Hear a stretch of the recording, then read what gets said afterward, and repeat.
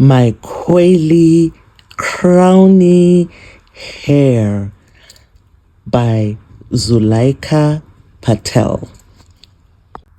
The illustrations in the book are done by Chantel and Bergen Thorn. Zulaikha Patel is a 21-year-old young woman from South Africa. She is an anti-racism activist. She became a symbol of the fight against Pretoria Girls High School's policy regarding black girls' hair in 2016 at the age of 13. In the background is a popular picture of Zulaikha during the school protest. She is wearing her uniform with lockers behind her. She has her fist raised up, proud face, wearing her afro. This picture can also be found on the Daily Maverick, published on 9th of June 2020.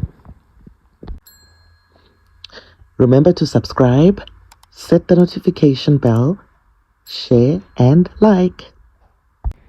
Meet Zulaikha. She is a clever girl with big, beautiful hair. Her hair is thick and full of coils. It grows up towards the sun like a summer sunflower. Zulaikha means the sun is shining. And on this first illustration, we see Zulaikha with her hair nicely braided in the front and the afro at the back, with the sun shining bright while she waves with a smile on her face and a sunflower on her left hand. I love my hair, she says out loud. I like my hair to stand out in a crowd. I call it my coily, crowny hair.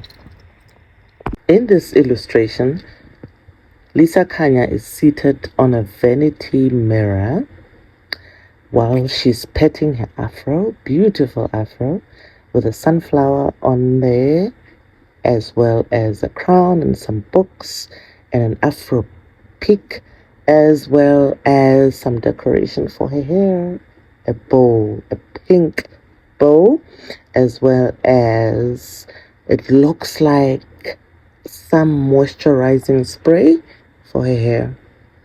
In this illustration, Zulaikha is playing Scotch with three of her friends. She, of course, is in an afro. One of the friends has her hair braided with two ponytails on the side. Another friend has locks in the middle as well as the side of his hair.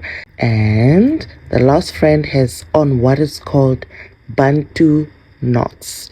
And they're all playing Scotch, looking very happy. Mama helps Zulaikha to take good care of her hair. She uses coconut shampoo to wash Zulaikha's hair and rinses it off with lukewarm water. In this illustration, we see Mama washing Zulaikha's hair while she's in a bathtub, which is filled with bubbles and shampoo on her hair. After drying her hair with a soft cotton towel, Mama applies a leave-in conditioner and gently detangles her hair with her fingers. She then applies whipped shea butter cream to the hair and seals it in with coconut oil. And in this illustration, we see Mom doing exactly that. We're helping her detangle her hair with some detangling combs. Oh, and by the way, Mom also has a beautiful afro on her.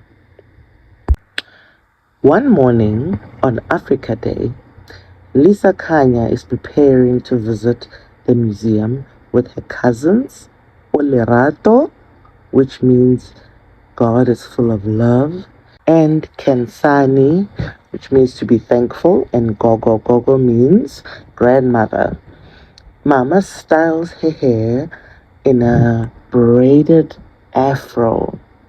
Lisa Kanya looks like the young queen she is. You look beautiful, young queen, Mama says. Your hair is indeed one of a kind. It defies gravity and grows up towards the sun like a summer sunflower, Mama continues. That is how magnificent your hair is, and you can style it however you want. In this illustration, we see Kanya in the style that her mom did her in, and this time she has put a tiara on her. Also in the illustration, Lisa Kanya also has made out a heart out of her hands, which signals love. When you go to school, you can comb your hair out into an afro. And we have in this illustration a teacher at school, at Lisa Kanya's school, where the teacher's teaching and we have different kids with different hairstyles. One of them, which is different from the other hairstyles mentioned, is a girl in cornrows. And when you visit me at work, you can style your hair to look just like mine, Mama says with so much pride to Lisa Kanya. And in the illustration, we see Mama, afro in the middle. She's made it into two buns, and she's carrying Lisa Kanya, who has three buns, afro buns on her. Outside of the book, I just want to tell you, parents, guardians, caregivers, and kids, I call these, with regards to my own daughter, bunny tails, because they are round and fluffy. Lisa Kanya is excited to celebrate Africa Day with her cousins and Gogo. There is a celebration of the diverse and rich African continent at the museum. Everyone is dressed in their cultural clothing and filled with pride and joy. And in this illustration, we see the front of a building that is a museum. And in the front, we have different people celebrating Africa Day in the cultural attire, as well as Gogo, Lisa Kanya, and her cousins, Oratile and Kensani. The tour guide walks Lisa Kanya, her cousins, and Gogo through the hall where African women are celebrated for their achievements. Look, Lisa Kanya, you have the same hairstyle as the African queen, Kensani says with excitement. You all have the same heart as the African queen. You are smart, brave, and proud of who you are, Gogo says. And just like all these amazing women, you can achieve great things, Gogo continues. You can be an engineer, a speaker, a teacher, or even a president. With your hair, you can be anything you want to be. In this illustration, we see the African queen with cornrows in her hair, have very curly, beautiful hair, which has beads as well, and has gold necklace, as well as gold armbands around her, and a cheetah-like throw on his shoulders, as well as some beads. We can see as a necklace or in a necklace form. And Gogo and the three kids are seen pointing at this absolutely marvelous picture of the Queen. Lisa Kanya and her cousins enjoyed their visit at the museum. They learned a lot about history and their African heritage. They also enjoyed the delicious traditional food that Gogo prepared for the African Day celebration. They ate mabele, which is sorghum. Sometimes it's eaten a bit sour, fermented, or as is in the form of a porridge or in the form of pap, tripe, and spinach. Is my hair also beautiful like the African Queen, Gogo? Olerato asks. You have magnificent hair, Gogo replies. All our hair is beautiful, young queen, whether it is long, short, in locks, or in a duke. A duke is a head wrap. Gogo tells them about their history and heritage. Just like the African queen, their mothers and grandmothers would style their hair to express their culture, pride, and beauty. Young queens, do you know how much power our hair carries?